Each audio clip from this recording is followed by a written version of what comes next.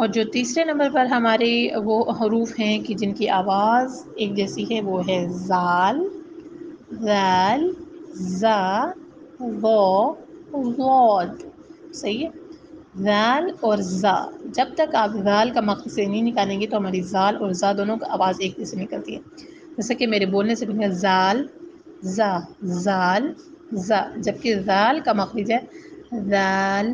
جب ہماری زبان کی نوک ثنایا اولیہ کے دانتوں کو لگے تو پھر ذال ادا ہوتا ہے. ذال نرمی سے پڑھا جاتا ہے اور باریک پڑھا جاتا ہے. زا اس کی آواز باریک تو ہوتی ہے لیکن سیٹی والی ہوتی ہے. زا، ضا کی آواز موٹی بھی ہوتی ہے اور نرم بھی ہوتی ہے.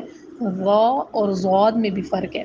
اکثر وَلَضَّالِّينَ پڑھی ہوتی ہے جبکہ ہے وَلَضَّالِّينَ. ضا اور ضاد میں بھی فرق ہے آپس میں. ٹھیک ہے. ضا کی آواز موٹی اور نرم ہوتی ہے. ضاد کی آواز بہت موٹی اور نرم تو ہوتی ہے لیکن جماؤں کے ساتھ نکلتی ہے.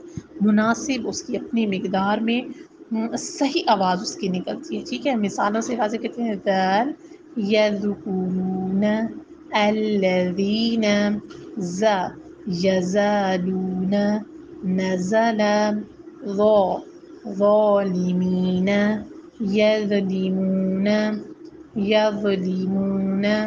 ضاد کی آواز یضربون، ضرب، ضالین.